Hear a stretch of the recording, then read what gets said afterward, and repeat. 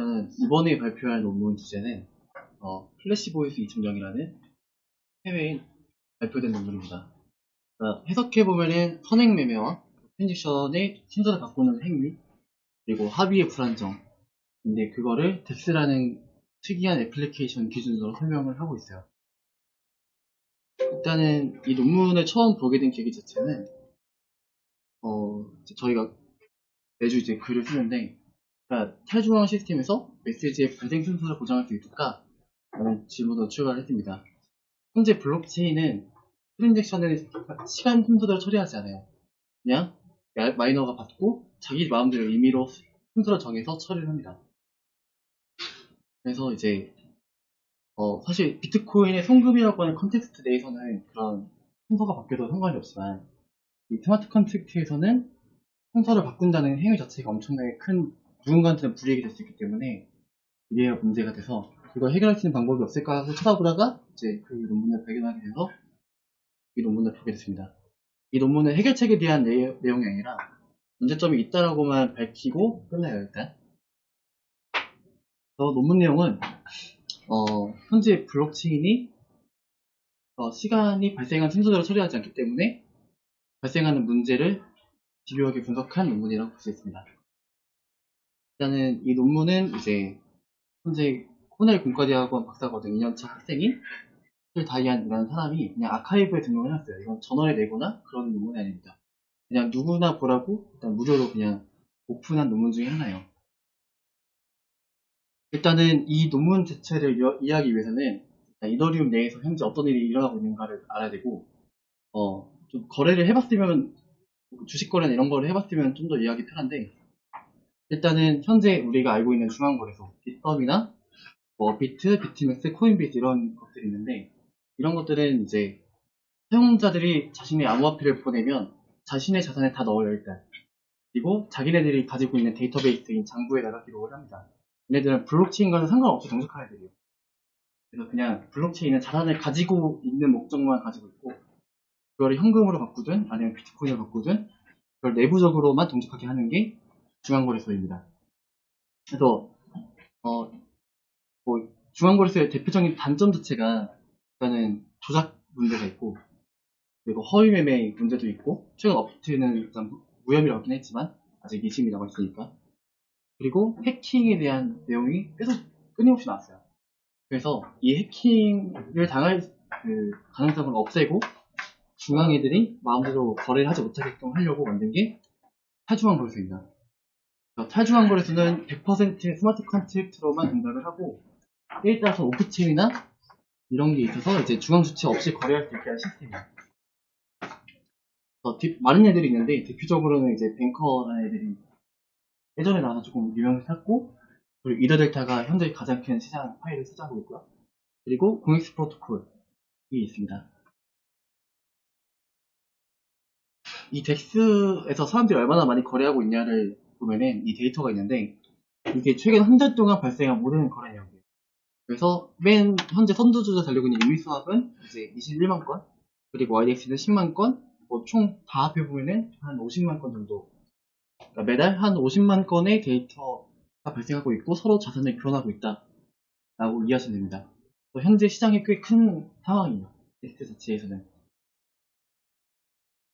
그 다음에는 이제 주식 거래에 대한 간단한 지식이 되는데 현재 우리가 주식 거래를 할 때는 매칭 전략을 우리가 컨티뉴어스 리밋 오더북 이렇게 배웠거든요. 그래서 사용자는 이 주식 거래를 하러 왔을 때 내가 어떤 주문을 올리면 두 가지 행동 결과가 나타나요. 첫 번째는 이제 내가 만약에 오더북에 5만원에 살려고 하고 있어. 근데 만약에 5만원 이하로 A가 판매 주문이 있다면 바로 체결됩니다. 내가 5만원에 살려고 했으니까. 무슨 말인지 알겠죠? 그 다음에는 이제 오더북이 내가 살려고 하는 게 5만원인데 5만 1,000원 이상으로 가격이 형성되어 있으면 이제 내가 5만원 살 수 있는 게 없으니까 이제 그냥 오더북에 등록을 하는 상태가 됩니다. 그래서 사용자는 주식 거래소에 주문을 요청할 때 두 가지 결과가 나타나요. 하나는 체결이고 하나는 등록. 이제 이거를 컨티뉴어스 리밋 오더북이라고 하는데 이제 두 번째 배경 지식은 선행 매매입니다. 선행매매는 이제 주식거래소에서도 쓰는, 원래 증권사에서 쓰는 용어 중에 하나예요. 그래서 내가 어느 증권사의 직원의 입장에서 어느 날 고객한테 연락이 와요. 막, 야, A 회사 주식 10만 주 사! 이렇게 연락이 왔어요. 그러면 직원의 입장에서는 두 가지 행동을 할 수 있거든요.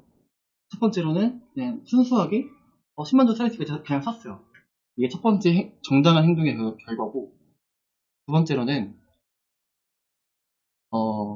고객이 A 회사 주식 10만 주를 사라고 하는 이 말 자체는 이 호가창에서 이 정도를 다 없애겠다는 뜻이거든요. 이쪽이 지금 판매 주문인데 내가 10만 주를 사려면은 이 3930주를 다 사고 43,970개를 사고 그 다음에 이렇게 툭툭 사야 되는 거잖아요. 그래서 이 빨간색 영역을 모두 구매한 뜻으로 해석을 할 수 있어요. 직원 입장에서는. 그러면 여기서 어떤 내가 나쁜 마음을 먹으면은 내가 여기서 사요. 일단 10만 주를 내가 내 돈으로 사요. 그리고 고객이 사라고 했으니까 10만 주를 내가 가장 비싼 가격에 팔아버려요. 그러면 이제 고객은 아무것도 모른 채 싸게 살 수 있었던 걸 비싸게 사게 되고, 직원은 약간 자기가 선중문 함으로써 이득을 취할 수 있죠. 물론 이 증권사 직원은 어떤 이제 주식을 갖고 있는 건 아니고 바로 사고 바로 팔았으니까, 그러니까 이득만 취하고 고객은 손해를 안게 되고, 이게 이제 프론트 러닝이라고 합니다. 당연히 이제 이거는 불법이에요. 우리나라에서도 몇 번의 사건이 있었고 해외에서도 몇 번의 사건이 있었습니다. 근데 이제 이 선행매매라고 하는 기법 자체가 블록체인에는 문제가 돼요. 블록체인 시스템에는 이제 법이라는 게 없죠. 누가 누군지도 모르니까 일단. 그래서 규칙만 존재하는 건데, 이 선행매매가 블록체인에서도 가능하고 있고 현재 벌어지고 있다라는 게 이 논문의 첫 번째 시작점입니다. 그래서 채굴자 혹은 트레이딩 봇이 사용자의 트랜잭션을 보고 있다가 이거 좀 이득이 되겠는데 하면 내가 먼저 사버리는 거예요. 이 주문을. 이제 그게 선행매매라고 하는 공격 기법 중에 하나입니다. 그러면 한번 자세하게 볼게요. 그러니까 용어를 정리하겠습니다. 영어는 크게 이제 네 가지가 나오는데, 하나는 이제 피어 레비뉴 옵포튜니티. 그래서 이제 이 줄여서 그냥 PR라고 부를 텐데, 확정적으로 수익을 얻을 수 있는 블록체인 트랜잭션의 모든 것들을 말해요. 그래서 아까와 같은 선행매매 예시처럼 내가 싸게 사가지고 비싸게 팔 수 있는 확실한 그 트랜잭션을 그냥 PR라고 부릅니다. 이제 두 번째로는 PGA라고 부르는데, 이거는 가스 경쟁을 뜻하는데 이건 뒤에 가서 더 자세하게 설명을 드릴게요. 그리고 이제 MEV도 있고 타임 밴디드 어택, 이렇게 총 4가지 용어를 정의할 겁니다. PRO에는 어떤 게 있냐면 만약에 현재 그 처리되지 않은 TX풀에다가 TX풀 자체는 아직 블록체인에 기록되지 않은 트랜잭션이 다 모여있는 곳을 말해요.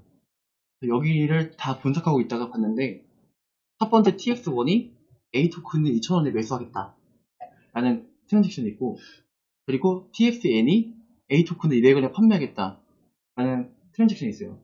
그럼 내가 이걸 감시하고 있잖아요. 이 TX프레에 있는 내용을. 그럼 내가 살포시 여기다 나의 트랜잭션을 껴놓는 거예요. 내가 A 토큰을 200원에 사고 2,000원에 매도하겠다. 그러면은 여기 있는 게 다 처리되면은 나는 확정적으로 이 시세 차익인 1,800원을 얻게 되는 거죠. 그래서 이제 이게 PRO라고 불려요. 그러니까 확실하게 수익을 얻을 수 있는 단 하나의 트랜잭션. 이런 상황에서. 대표적인 예시가, 이건 논문에서 나왔던 얘기인데, 이 논문에서는 이더리움에 있는 모든 트랜잭션을 다 조사해가지고 아까 이와 같은 사례가 있는지 다 봤어요. 그래서 그것 중에서 대표적인 하나를 꼽아왔는데, 이 해당 주소로 들어가 보면은 이제 이런 식으로 거래가 된 걸 알 수 있어요. 그 당시에 이제 프리토큰이라고 하는 아직 좀 안 알려진 코인 중에 하나인데, 이 프리토큰을 이 사람이 0.14 이더를 투자를 해가지고 구매를 했어요. 그리고 바로 팔았어요. 이게 하나의 트랜잭션이에요. 이게 두 개가 일어나는 게 아니라 이 하나의 트랜잭션에 사고 팔고가 다 포함되어 있어요. 그래서 이거는 확정적으로 수익을 얻을 수 있는 방법 중에 하나죠. 이 사람이 이걸 알았으면 내가 했으면 내가 수익을 얻는 거예요. 이 사람이 이 한 번의 트랜잭션으로 얻은 수익이 30만 원이에요, 그때. 그렇습니다. 이거는 하나의 PR로 예시예요. 그러면 하나의 트랜지션에서 컨택트 함수 두 번 넣는 게 왜 가능하냐? 방금 전에 이게 하나의 트랜지션 했잖아요. 그러니까 송금은 한 번 가는 건데 이게 어떻게 두 번 할 수 있지? 한 번의 트랜지션에? 이더리움에는 이런 기능이 있어요. 내가 이제 덱스는 다 스마트 컨트랙트가 있잖아요. 이 스마트 컨트랙트를 호출하는 컨트랙트를 내가 만들 수가 있어요. 그래서 내가 프록시 컨트랙트라는 걸 만들어서 매수와 매도를 동시에 실행하는 걸 만들어요. 코드로 구현을 해요, 그냥. 그래서 내가 이걸 딱 실행하면은 아까처럼 매수와 매도를 두 번 동시에 할 수 있어요. 이해되죠? 이런 기능이 있기 때문에 이게 가능한 거예요. 그래서 이 사람이 이걸 다 분석을 했는데, 뭐 이런 것도 가능하고, 이제 두 개의 트랜지션을 동시에 거래하는 것도 가능해요. 내가 만약에 이더델타와 IDX 두 개의 거래소가 있는데, 시가 차익이 좀 보여. 그러면 여기서 사가지고 여기서 팔면 돼요. 무슨 말인지 이해되죠? 내가 만약에 코스닥 거래소와 뭐 어디 이제 다른 증권 거래소가 있는데, 만약에 애플 주식이 코스닥에는 뭐 49만원, 여기는 50만원에 돼 있으면은 내가 49만원을 사서 여기다 50만원을 팔면 되는 거예요. 이제 그거를 한 컨택트에서 할 수 있다. 핵심입니다. PGA8는 이 PRO가 발견되면은 그냥 내가 가서 수익을 얻으면 되잖아요. 근데 그게 나만 알고 있는 게 아니에요. 다른 사람들도 당연히 이 거래 기회를 알고 있어요. 그래서 동시에 같이 이 거래를 먼저 체결시키려고 가스 경쟁이 없습니다. 이제 이더리움에서는 가스 비용을 더 높게 제시한 쪽이 더 먼저 채굴될 확률이 높잖아요. 그래서 계속 가스 비용을 높여가면서 내가 먼저 채굴되게끔 경쟁을 하고 있는 게 PG라고 부릅니다. 이 사람이 이거는 이제 아까 이전과 똑같이 두 개의 트랜잭션을 발생시키면서 이 PGA 옵션을 하고 있는 그 그래프를 나타낸 건데 이제 두 개의 비드가 있어요. 두 개의 계정이 서로 가스 비용을 높여가면서 내가 PRO를 얻으려고 경쟁을 하고 있는 상황이에요. 그래서 괄호가 타임축이고 세로가 이제 가스 비용인데 타임축 0초가 최초로 이 PGA가 성사된 그 시점이고 가축을 할수록 계속 가스 비용을 높여가고 있는 걸 알 수 있어요. 근데 이제 이런 식의 이거는 뭐 논술과 같으면은 두 개는 같은 층수거든요. 근데 가스 비용만 다른 거예요. 그래서 가스 비용이 높아지고 결국에는 여기서 최고로 돼가지고 내가 이제 위너고 얘가 루저고 이게 결정이 된 거예요. 그래서 보면은 이제 점차 이제 계위라고 하는 걸 높여가면서 이 트랜스를 발생시키고 있는 걸 알 수 있는데 여기 보면은 이제 결국 최고된 거는 이쪽이지만 계속 높여갔던 최종 계위가 8,856 계위. 우리가 이더리움 송금할 때 쓰는 계위가 1 계위거든요. 그러니까 송금할 때보다 8,864배가 높은 수수료를 지불한 거예요. 내가 이 확정적인 수익을 얻기 위해서. 이런 게 이거는 단일 사례에 대한 그래프였고 이 사람은 이걸 어떻게 했냐 봤을 때 사실 이더리움은 최종적으로 기록된 트랜잭션 말고는 다 벌어요.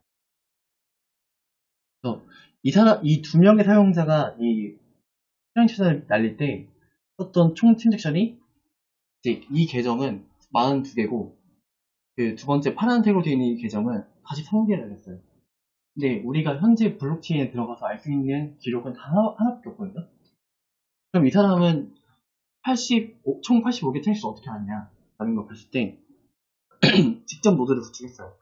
그리고 직접 서울, 오하이오, 오레곤, 뭐 그리고 여러 가지 프랑크푸르트, 상파울루 이런 데에다가 이더리움을 다 설치한 다음에 자기가 트랜잭션을 다 받아본 거예요. 처리되지 않은 것까지도. 그래서 그거를 자기네 데이터베이스에 다 날리고 이 짓을 언제까지 했냐면은 총 9개월 동안 이제 이 데이터를 다 수집을 했어요. 그래서 논문에 싸운 내용인데 총 9개월 동안 우리가 300기가 데이터를 확보를 했고 그 중에서 7억 건의 유니크한 PGA를 발견했다 라는 거죠. 보통 이런 걸 할 수 있는 거는 이건 사람이 못해요. 왜냐면 블록체인에서 직접 블록체인을 가지고 있는 사람이 아니라면 네, 이런 식으로 경쟁이 일어나고 있는 사실조차 모르거든요. 그래서 이거는 거의 높은 확률로 그냥 프로그램 매매라고 보면 돼요.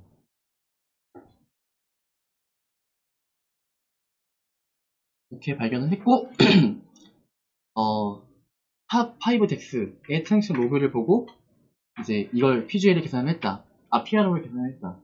그리고 실제로 이 사람은 이게 정말 가능한 이론인지 알기 위해서 자기가 직접 트레이딩 봇을 만들어가지고 매매를 시켰는데 그 중에서 한 58% 확률로 경쟁에서 수익을 올렸다. 까지 밝힙니다. 이게 이제 PRO 그래프인데, 내가 확정적으로 얻을 수 있는 수익의 총 마켓 시장을 표현한 거예요. 이 그래프 자체가. 그래서 이 노란색 점선 그래프가 총 누적 합산이고, 이제 이게 블랙 라인이 이제 14일 순수 이동 평균이거든요. 이 빨간색과 파란색, 노란색 이렇게 정해진 스케이터 플롯은 이때 트랜지션이 몇 번 발생했냐를 나타내는 덱스를 표현하는 거예요. 그래서 보면은 이제 내가 이더리움 블록체인을 관찰하고 있다가 프로그램 매매를 통해서 확정적으로 얻을 수 있는 총 수익이 많이 더 정도가 된다는 게 이쪽 그래프고, 하루에 확정적으로 1에서 100 정도의 인원을 확보할 수 있다. 이 논문의 그래프에서 말하는 주제입니다. 지금 100 이더리움이면은 3천만원? 그래서 하루에 프로그램 매매 3천만원의 수익을 얻을 수 있다는 게 이 그래프의 핵심입니다.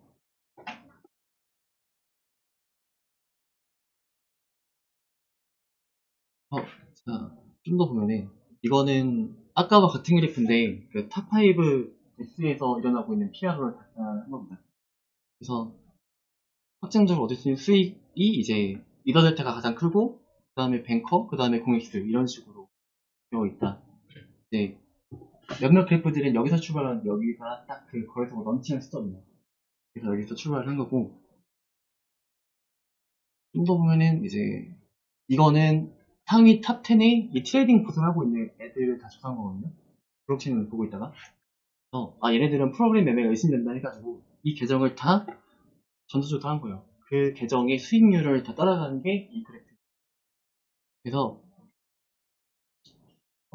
사실 이제 PRO는 거의 대부분의 거래소 이용자 실수가 되게 많거든요.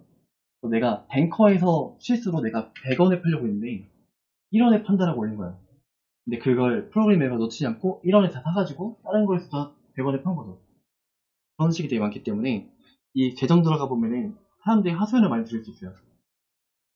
그래서 대표적으로 그러니까 야 실수였다 돌려달라 내 돈 이런 식으로 이것에 된 건데 사실 이 사람은 돌려줄 수 없죠. 왜냐면 이건 그냥 프로그램에서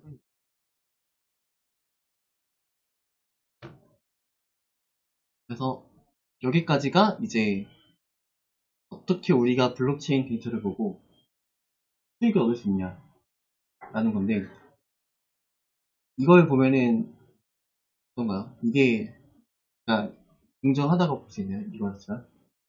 그러니까 여기서 결론 짓는 거는 그러니까 블록체인 데이터를 관찰할 수 있는 관찰자가 너무나 확실하게 수익을 얻을 수 있는 구조가 되어 있다는 거예요. 그러니까 이게 프라이빗 블록체인이든 퍼블릭 블록체인이든 어쨌든 이 프로그램 매매하는 사람들은 다른 사람들보다 확실하게 정보를 더 많이 알고 있는 거잖아요. 그러니까 아직 처리되지 않은 주문 건수도 다 알고 있으니까. 그러니까 아직 체결되기도 전인 어떤 주식 거래를 다 신호를 다 알고 있는 거니까 이런 짓을 할 수 있는 건데 그러니까 이게 되게 불공정하다는 게 논문에서 말하는 겁니다. 여기까지 봤으면 이 논문의 8페이지까지 읽는 거예요. 네, 그 다음에는 무슨 얘기가 나오냐면은 네, 이게 가능하잖아요.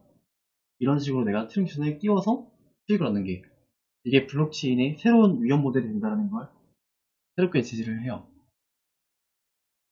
이제 그거를 이제 여기서 밝히듯이 덱스가 블록체인 시스템에 어떤 보안에 대한 리스크를 발생하고 있다 라고 밝히는데 그 이유가 이제 MEV라고 하는 것 자체는 마이너가 내가 트랜잭션 내용을 조작함으로써 얻을 수 있는 총 수익이거든요. 예를 들면은 아까 PRO의 예시처럼 만약에 내가 채굴자야. 근데 이렇게 수익을 얻었다는 거 알았어. 그럼 채굴자가 이걸 안 할 이유가 없죠. 이 사람 거를 빼버리고 내 걸 넣으면 돼요. 채굴자 입장에서. 그러면 나는 보상도 없고 이렇게 30만 원까지 얻고 확실한 수익이 두 개가 되는 거죠.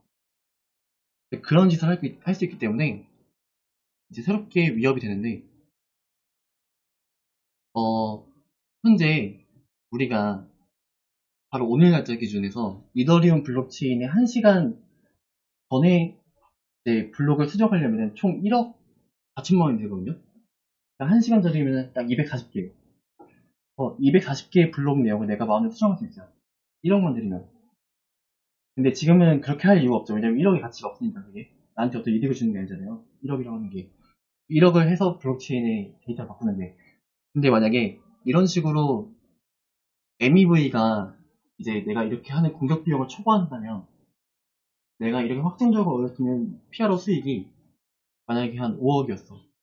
그럼 내가 이 이더리움 해킹해가지고 그 5억을 내가 가져가지 않을 이유가 없죠. 그래서 이게 새로운 공격 모델이 된다. 그러니까 원래는 이더리움이나 비트코인에서 말하는 POW는 이 사람이 이 돈을 들여서 해킹할 이유가 없다는 게 핵심이거든요. 그거를 보안성의 정당성을 주는 이유가. 근데 이런 덱스라고 하는 거 자체가 새롭게 시장을 키웠기 때문에 이 공격 비용이 더 낮은 거예요. 내가 공격을 해가지고 얻을 수 있는 수익보다. 그래서 이 사람은 이더리움에서 발생한 모든 데이터를 다 보고 해당 블록에서 얻을 수 있는 수익을 그래프로 표현한 건데 이제 여기 보면은 700만 29,147번째 블록. 그러니까 이 블록만 내가 수정을 해도 나한테는 100 이더리움이 들어요. 아까 같이 100 이더리움이라고 하면 지금의 3천만 원이죠. 근데 지금은 시장이 작아서 그런데 이게 나중에 한 몇십억 단위야 라고 하면은 크게 문제가 될 수 있는 거예요. 예를 들면은 우리가 부동산 거래할 때 그러니까 너무 싼 매물이 팔렸어. 블록체인으로. 그러면 내가 그 블록체인 내용을 내가 바꿔서 내가 한 걸로 할 수 있죠. 그 부동산이 확실한 수익금이 되면은. 네, 그런 겁니다. 그런 거를 다 조사를 한 거예요. 각 블록마다. 그래서 이 700만, 29,000, 이거는 어떤 일이 벌어진 거냐면, 네. 그러니까 카이보에서 싸게 사고 뱅커에서 매도한 사례입니다. 아까와 똑같이 사요. 이것도 하나의 컨텐츠에서 발생한 사례인데, 아까와 똑같이 다른 거래소에서 싸게 사고 뱅커에서 비싸게 팔고 그게 한 블록에서 다 이루어진 겁니다. 그게 이제 100 이더리움이었고 그래서 1시간 동안 공격하면 240개의 블록을 수정할 수 있는데 만약에 MEV를 구할 수 있는 함수 ME 존재를 하고 현재 블록체인 블록부터 240개 전의 블록까지의 M이 내가 공격하고자 하는 코스트보다 더 높다면 이걸 안 할 이유가 없다. 이게 새로운 블록체인의 문제가 된다. 라는 게 이 논문의 결론입니다. 타임밴드 어택도 이거랑 마찬가지인데, 제가 설명드린 게 타임밴드 어택이랑 MEV를 동시에 말한 거예요. 그래서, 타임밴드 어택은, 만약에 리워드가 이제 공격 비용을 초과한다면, 내가 렌탈 어택을 통해서 블록을 수정하겠다. 라는 게 타임밴드 어택이거든요. 근데, 현재, 비트코인은 렌탈 어택이라고 하는 것 자체는, 이제 아마존이나 이런 데서 클라우드 장비를 빌려서 내가 마이닝 파워를 확보하는 건데, 비트코인은 애시 장비잖아요. 근데 장비가 항상 준비되어 있는 게 아니기 때문에 그런 게 좀 힘들 수 있거든요. 근데 이더리움을 이대시라고 해서 이제 GPU 연산에 크게 영향을 받는 새로운 알고리즘을 쓰기 때문에 GPU는 이제 많이 대여해주니까 아마존에서 내가 지금 여러분이 아마존에서 1억만 들이면은 이더리움 블록체인 내용 수정할 수 있는 거예요. 그렇고, 네, 시사점은 이거는 어펜딕스로 나와 있는 내용인데 이제 블록체인이 모순된다는 내용을 말합니다. 그래서 블록체인은 단순히 이제 기록이 수정되지 않았다는 걸 말하는 거지 이게 사실이다라고 말하는 건 아니거든요. 채굴자가 중간에 끼워서 내 걸 처리를 해도 이게 다른 누군가한테 볼 때는 무결점을 증명했지만 이게 사실이다라는 걸 증명하지 못합니다. 왜냐면 시간 순서대로 정확하게 처리하지 않았기 때문에 그게 문제가 되고 커미션드 블록체인이나 POS에서도 마찬가지로 발생할 수 있다라는 게 문제점으로 나옵니다. 그 하이퍼레저에서는 이 트랜지션의 그 순서 자체를 오더러에서 결정하거든요. 근데 오더러는 사람이 관리를 하잖아요. 그래서 그 사람이 오더러에서 온 데이터를 다 보고 아 이거 내가 잘하면 수익을 얻을 수 있겠다 하면 그 사람도 사실 안 할 이유가 없죠. 근데 지금은 못하는 이유가 뭐 법이 강제하고 있고 그런데 익명성만 보면되면 사실 안 할 이유가 없는 이것 중에 하나입니다. 그래서 이런 메시지 정렬 문제가 해결되어야 한다 라고 끝내고 여기서는 해결책은 안 말해줘요. 그냥 문제점을 다 하는 거예요. 이거는 뭐 이제 최근에 이제 코스콤이 비상장 주식 거래 플랫폼을 만들었는데 사실 여기서도 아까와 같이 선행매매에 대한 위험이 있는 거죠. 엔지니어가 할 수 있는 거예요. 이 선행매매 기지를. 원래는 증권사 직원이 자기가 매수했다면 이런 블록체인에서는 엔지니어가 이런 그걸 해결을 발생할 수 있다. 라고 볼 수 있습니다. 한 여기까지가 논문의 끝인데 논문 자체는 23페이지인데 네, 이 PRO를 설명하는 이쪽이 8페이지까지고 MEV를 설명하는 것까지가 마지막 장이고 나머지는 다 모델링에 관한 내용이에요. 이 PGA를 우리가 어떻게 정의했냐. 그러니까 PGA가 가스 경쟁이었잖아요. 근데 이걸 어떻게 정의했냐라는 내용을 담고 있어요. 뭐, 질문 좀 있습니까?